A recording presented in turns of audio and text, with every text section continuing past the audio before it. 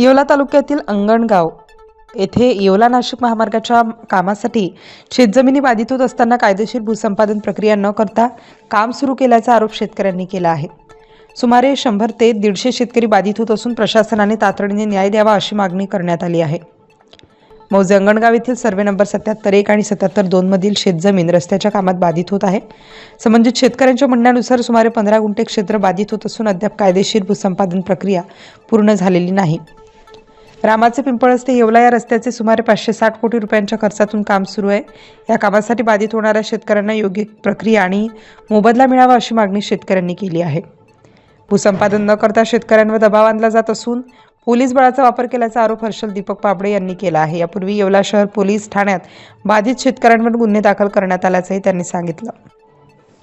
आज 25 ऑगस्ट रोजी नाशिक जिल्हाधिकाऱ्यांसोबत शेतकऱ्यांची बैठक झाली, मात्र वेळेअभावी आपली बाजू सविस्तरपणे मांडता आली नसल्याचे शेतकऱ्यांचे म्हणणे आहे।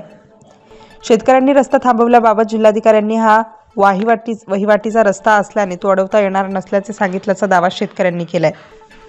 भूसंपादनाची कायदेशीर प्रक्रिया पूर्ण करून बाधित क्षेत्राचा योग्य मोबदला द्यावा आणि शेतकऱ्यांवरील अन्याय थांबवावा अशी मागणी हर्षल दीपक पाबळे यांनी केली आहे। तुमचं नाव सांगा। नमस्कार, मी हर्षल दीपक पाबळे। आम्ही येवला तालुक्यातील शेतकरी आहोत। सार्वजनिक बांधकाम विभागाचा जो रस्ता आहे येवला ते नाशिक, ज्याचं आता 560 कोटी रुपयाचं काम चालू आहे कॉन्क्रिटीकरणाचं, त्या रस्त्यामध्ये आमची 15 गुंठे जमीन ही बाधित होते।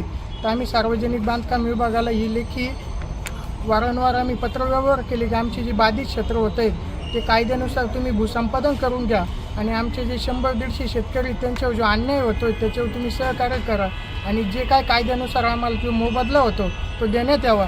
हा आमचा सदर जागेचा हा 7/12 असून तरी अजून देखील सार्वजनिक बांधकाम विभागाने त्या जागेचं कायदेशीररित्या भूसंपादन केलेलं नाही। आज जिल्हाधिकारी साहेबांसोबतही त्या संदर्भात बैठक झाली।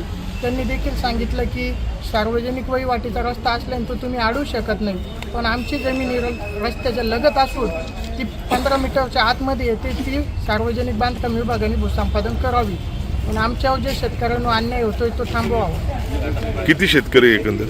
आमचे 100 ते 150 शेतकऱ्यांचे त्या 7/12मध्ये नावं आहेत आणि प्रत्येकावरती ते 100-125 लोकांवरती अन्याय होऊ नये, सार्वजनिक बांधकाम विभागाने त्याची दखल घ्यावी आणि आमच्यावर जो अन्याय होतोय तो थांबवावा।